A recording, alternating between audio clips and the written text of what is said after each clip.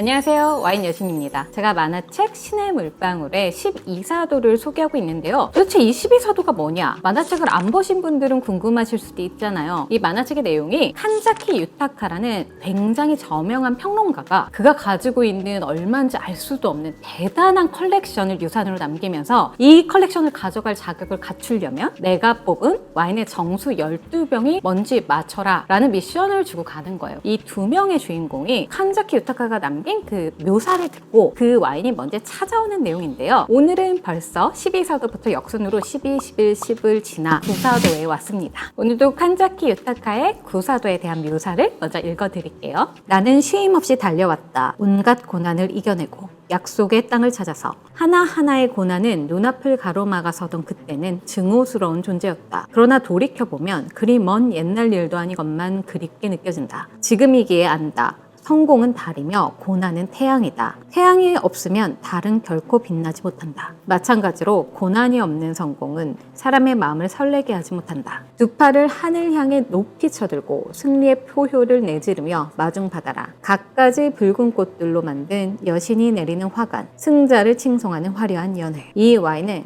감춰둔 정열이다. 이 와인은 고난을 이겨내는 힘의 원천이다. 이 와인은 화려한 성공을 꿈꾸는 야심이다. 이 와인은 손에 넣은 열매이며 그것을 삼킨 젊은 용사의 고향이며 잊을 수 없는 승리의 여운이다. 승리의 여운, 승리의 월계관, 이게 핵심적인 키워드죠. 여러분들은 어떤 와인이 떠오르셨나요? 이 묘사를 듣고 두 주인공은 정확히 같은 와인을 가져오는데요. 바로 제가 오늘 소개해드릴 포조 디 소토의 브루넬로 디 몬탈치노입니다. 브루넬로 디 몬탈치노가 뭐지? 우리 흔히 이거 줄여서 BDM이라고 부르잖아요. 이탈리아의 와인 중에 디, 다 뭐 이런 게 들어간 게 많은데 이 D가 오브, 그러니까 소유격 전치사예요. 그렇기 때문에 브루넬로 디 몬탈치노는 몬탈치노의 브루넬로라는 뜻입니다. 몬탈치노는 지역이잖아요. 토스카나에 있는. 브루넬로는 뭘까요? 브루넬로 디 몬탈치노, BDM은 산지오베제 100%로 만드는 걸로 알고 계시죠? 근데 이 몬탈치노에서 나오는 브루넬로는 약간 품종이 달라요. 산지오베제의 다른 클론입니다. 이 정확한 이름은 산지오베제 그로소인데요. 그로소가 이탈리아어로 크다라는 뜻이에요. 이 몬탈치노에서 자란 이 포도는 산지오베제에 비해서 좀 컸던 거예요. 포도알이 좀 두껍고 단단하대요. 그래서 산지오베제라고 생각을 하지 않고 이들에게 고유의 이름을 지어준 게 브루넬로입니다. 그러니까 정확히는 산지오베제의 다른 클론이라고 생각하시면 돼요. 브루넬로는 산지오베제와 뭐가 다르냐? 조금 더 크롭이 크고 단단하기 때문에 장기 숙성에 가능한 와인을 만들 수 있습니다. 브루넬로 디 몬탈치노는 숙성 기한을 좀 길게 가져와서 출시가 되는 데다가 이걸 사셔서도 오래 보관하다가 드시잖아요. 숙성을 장기로 해서 출시한다는 건 뭐냐? 가격이 비싸다는 뜻이죠.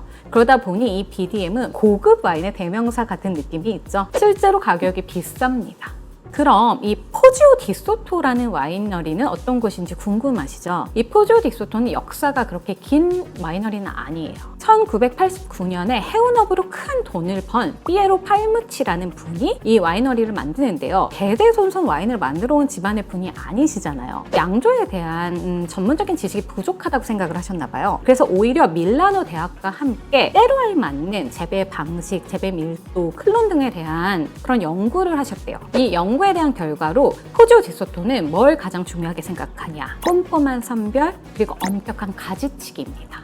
이 BDM을 만드는 일반적인 밭에서는 1헥타르당 7,500kg의 포도를 수확한다고 해요. 근데 포조 디 소토는 여기 절반 정도밖에 미치지 않는 3,000에서 3,500kg의 포도를 수확합니다. 2014년처럼 작황이 좋지 않았던 해에는 1,900kg밖에 수확을 안 한 적도 있다고 해요. 그들이 되게 중요하게 생각하는 건 뭐냐? 포도나무 한 그루에서 1kg가 넘는 포도를 수확하지 않는 건데요. 이게 어느 정도의 양인지를 좀 이해하기 쉽게 말씀을 드리자면 와인을 1리터를 만들 때 포도를 얼마나 사용할 것 같으세요? 20송이요. 20송이요?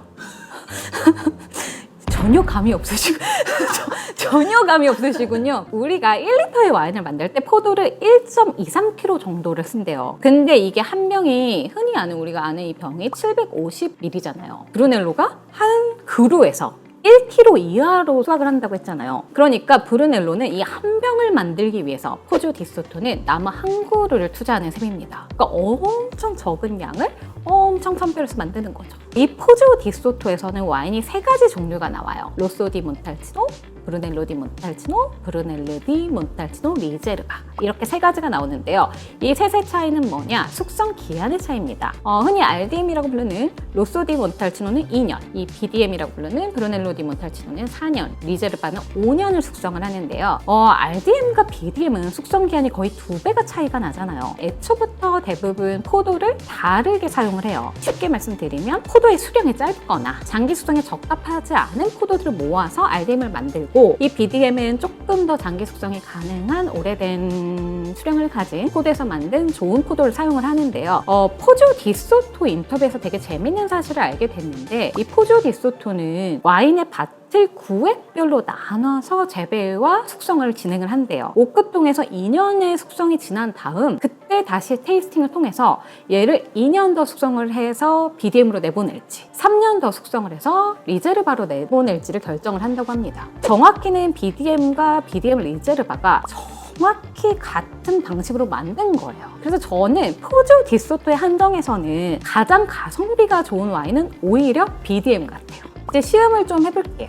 제가 와인을 따라놨는데요. 제가 이 와인을 구독자 이벤트 때 마셨어요. 오신 분들이랑. 저도 처음 했던 경험이 있는데 이 와인에 대한 이야기를 좀 나누면서 시간을 보니까 좋더라고요. 일단 향을 좀 맡아볼게요. 컬러는 산조 베제라는 품종 자체가 워낙 이렇게 진한 컬러를 내는 그런 품종은 아니에요. BDM도 굉장히 진한 컬러가 나오는 와인은 아닙니다. 노즈가 정말 좋은 것 같아요. 저 그날 모임할 때도 이 BDM의 노즈에 대한 얘기를 우리가 진짜 많이 했거든요. 굉장히 화사해요. 화사한데 정말 다양한 향이 납니다. 꽃의 향도 나고, 과실의 향도 나고, 허브의 향도 나고, 가죽의 향까지 나거든요. 이렇게 다양한 향이 나는데 그게 정말 우아하게 조화를 이루고 있어요. 저는 이런 향으로 향수를 만들면 사고 싶다는 생각이 들 정도로 향이 좋거든요. 맛을 한번 볼게요. 잘 만든 BDM의 인기 비결은 이런 것 같아요. 이게 약간 공존하기 힘든 그런 두 가지의 성질들이 있잖아요. 얘는 굉장히 파워풀한데 동시에 섬세해요. 구조감이 굉장히 단단한데도 우아해요. 이게 참 신기한 것 같아요. 그래서 사람들이 이 잘 만든 BDM의 매력에 빠지기 시작하면 잘 헤어나오지 못하는 것 같거든요. 저는 오늘 13 빈티지를 마시고 있습니다. 딱 10년 됐네요. BDM을 좀 드셔보시는 분들은 아시겠지만 포조 디소토는 굉장히 퀄리티가 좋은 BDM으로 정평이 나 있는 와이너리입니다. 만화를 이제 점점 더 다루면서 느끼는 건 뭐냐면요. 이 작가가 좀 와이너리와 와인에 대한 그런 배경 지식들을 많이 반영을 했다는 느낌을 받아요. 이 말씀을 왜 드리냐면 이 와인을 그냥 맛을 보고 여기서 승리의 여운? 승리의 월계관 같은 걸 느끼시는 분은 아마 안 계실 거예요. 하지만 제가 아까 말씀드렸던 그 와인을 재배하고 선별하고 그 중에 추련해서 48개월을 숙성을 하고 다시 제대로 숙성했는지 테이스팅을 하고 그로부터 또 48개월을 숙성을 하고 그리고 나서 얘네는 병의 숙성도 좀 해서 출시를 하거든요. 이런 것들의 과정을 생각해 봤을 때는 승리의 여운이란 말이 잘 어울리는 와인인 것 같거든요. 저는 제가 이렇게 좀 설명을 드리면서 와인에 대한 배경도 알고 백그라운드도 알고 이러면서 와인을 즐기면 또 다른 의미의 즐거움을 느끼실 수 있을 것 같다는 생각이 들어요. 저는 개인적으로 산조 베제 품종을 좋아합니다. 그날 모임에서도 산조 재배 에 대한 이야기를 좀 나눴는데요. 참석하신 분들께서 이 산조 베제라는 품종이나 혹은 이탈리아 와인에 대한 이야기를 조금 더 다뤄줬으면 하는 얘기들을 해주시더라고요. 그래서 제가 이 산조 베제 편은 한번 따로 만들어 보려고 합니다. 그래서 그 영상도 기대해 주시고요. 오늘 구사도는 여기까지고요. 8사도 정말 기대되는 아이죠. 8사도로 다시 찾아올게요. 그럼 그때 봬요. 안녕!